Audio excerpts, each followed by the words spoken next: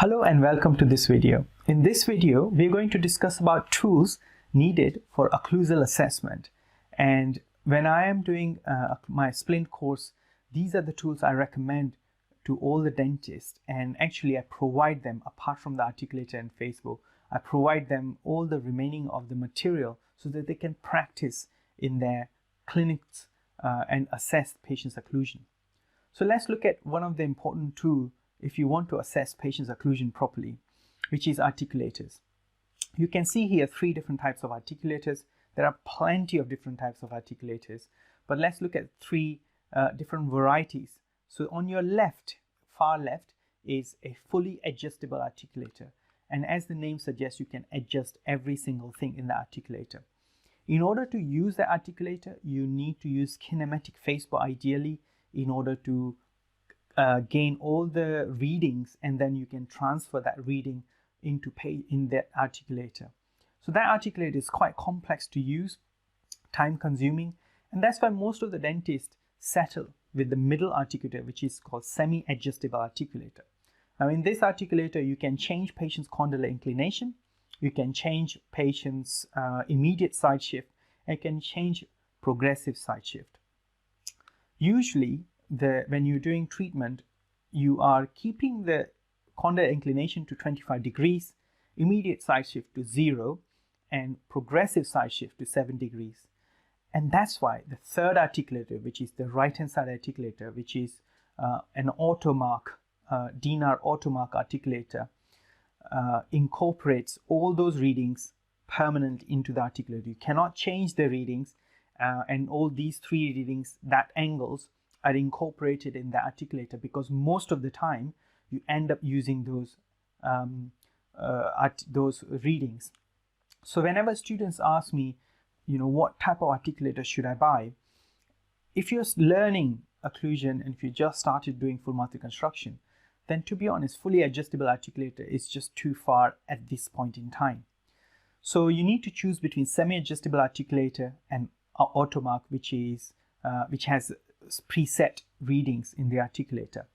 And if you again just started doing full mouth reconstruction, I am generally quite happy for my student to use automark, because if you are reaching at the level where you're going to do more and more full mouth reconstruction, you will need more than one articulator. So when you buy your second articulator, you can buy semi-adjustable articulator and you can change and play with the inclination.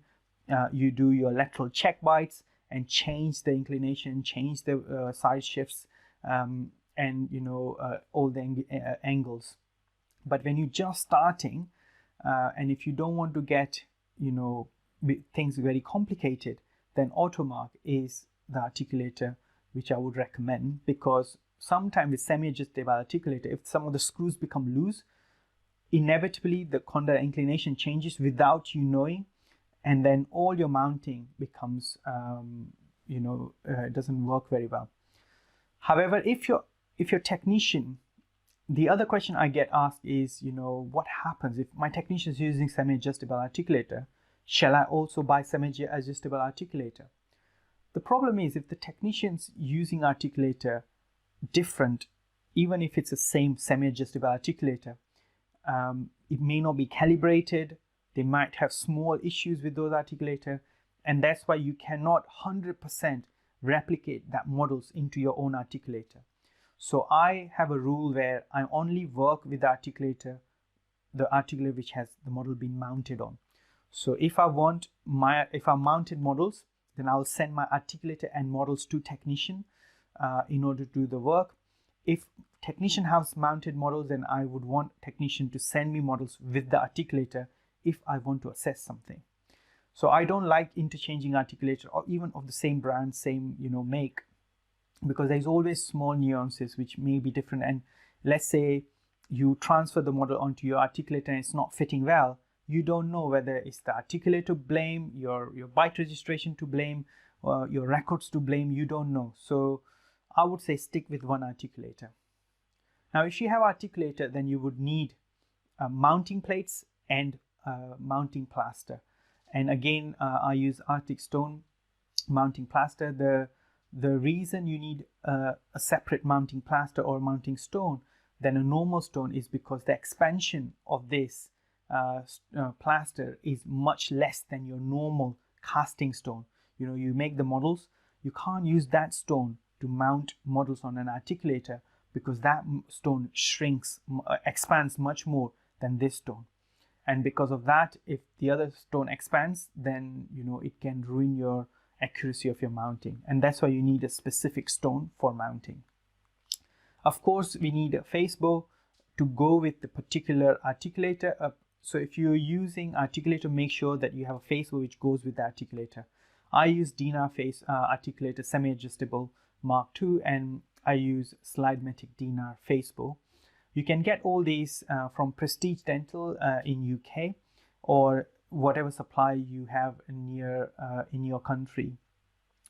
Face bow, I usually have 5 jigs because I use them a lot.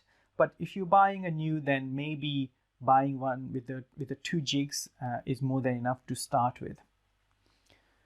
I use GHM articulating paper, which is articulating foil, occlusal foil.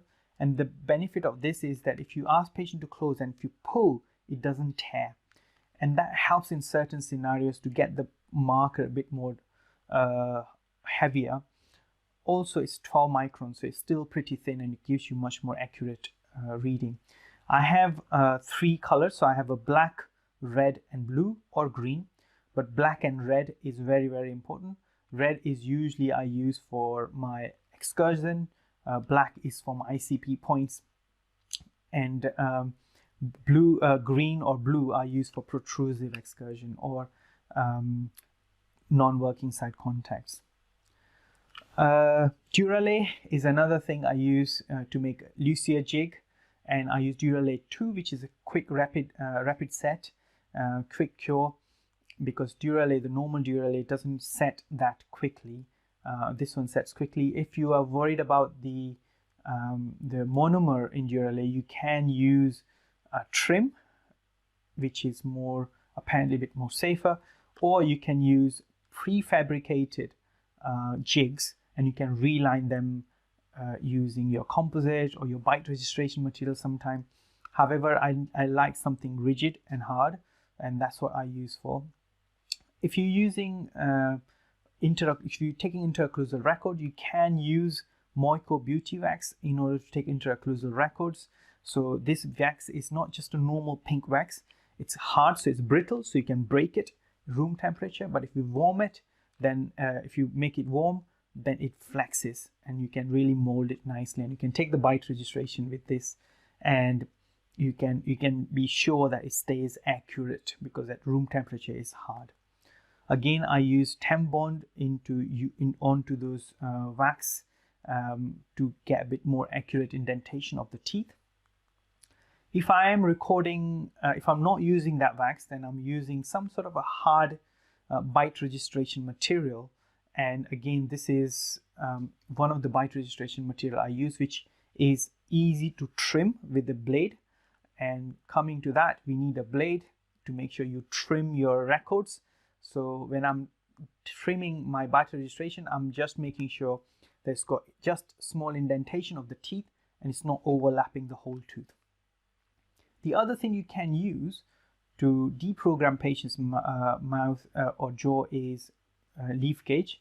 It's called Huffman's leaf gauge, and again I have given demonstration of the leaf gauge and Lucia jig and how to make them into my Facebook group called Full Mouth Reconstruction for GDPs. If you are not yet a member, please join the Facebook group and you will have the demonstration of those two in the Facebook group.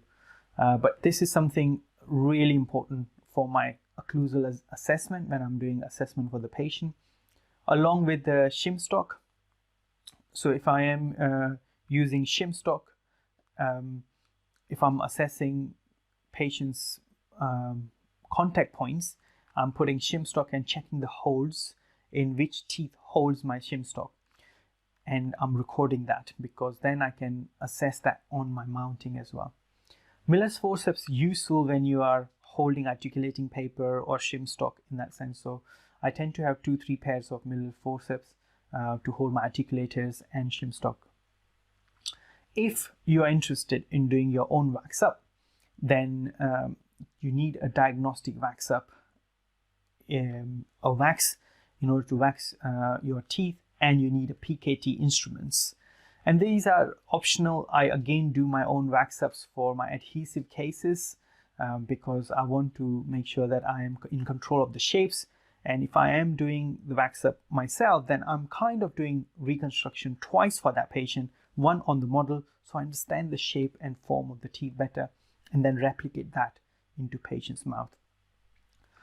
So I hope you found this video helpful, and the tools I use for my occlusal assessment helpful. If you have any questions, please feel free to contact me, and I will be more than happy to help you.